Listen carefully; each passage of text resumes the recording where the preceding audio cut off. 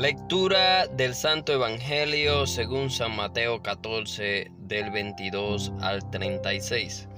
Después que la gente se hubo saciado, Jesús apremió a sus discípulos a que subieran a la barca y se la adelantaran a la otra orilla, mientras él despedía a la gente.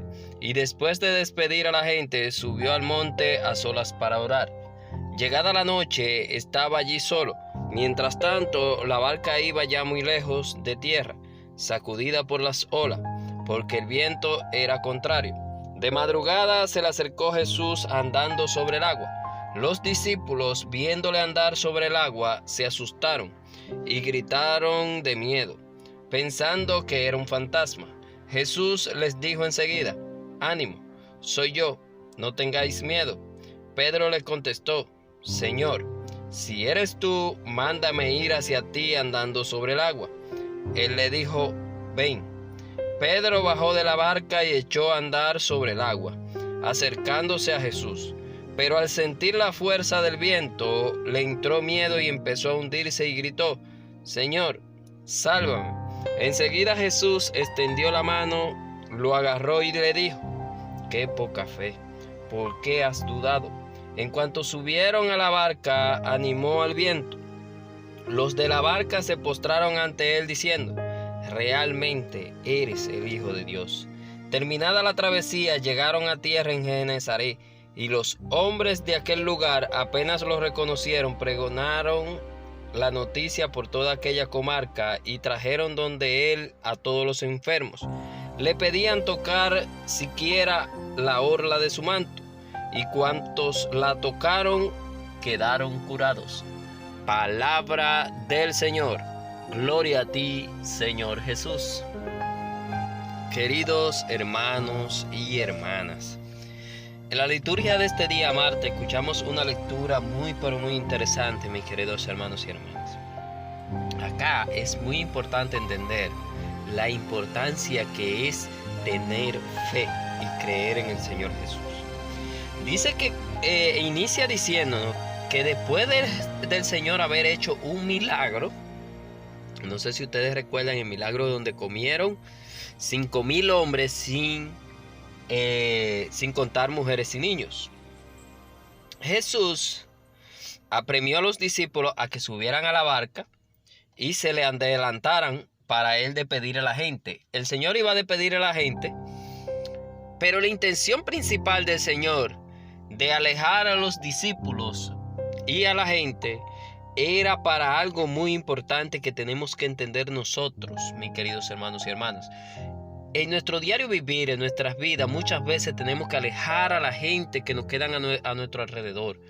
A todos, aunque sean personas importantes como eran los apóstoles para el Señor. Hay que alejarlo en cierto momento. ¿Para qué? Para poder hacer lo que el Señor hizo en esta parte, dice: «Y después de despedir a la gente, subió al monte a solas para orar».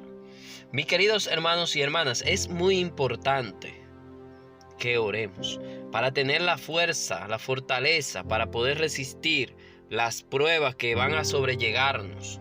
Porque recuerden que somos hombres de carne débil. Necesitamos tener la fuerza del Espíritu Santo para poder resistir todas las pruebas que se nos van a presentar. Hoy escuchamos de una manera especial cómo el Señor aleja a sus discípulos, aleja a la gente para apartarse a orar, para estar a solas con el Señor.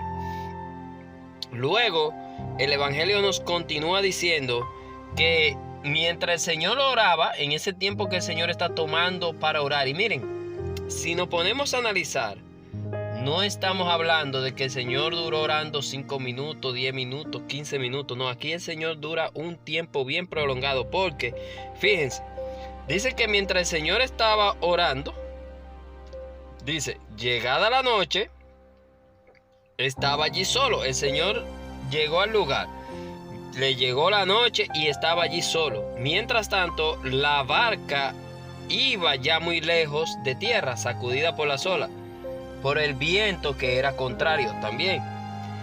De madrugada, escuchen bien mis hermanos, de madrugada, o sea, estamos hablando de que el Señor inició en la noche a orar y ya era madrugada y el Señor estaba orando. Andando sobre el agua, los discípulos viéndolo andar se asustaron porque no creían que era el Señor. Mis queridos hermanos y hermanas, acá viene otra lección bien grande que nos trae este evangelio de este día, que tenemos que meditar y analizar en nuestras vidas.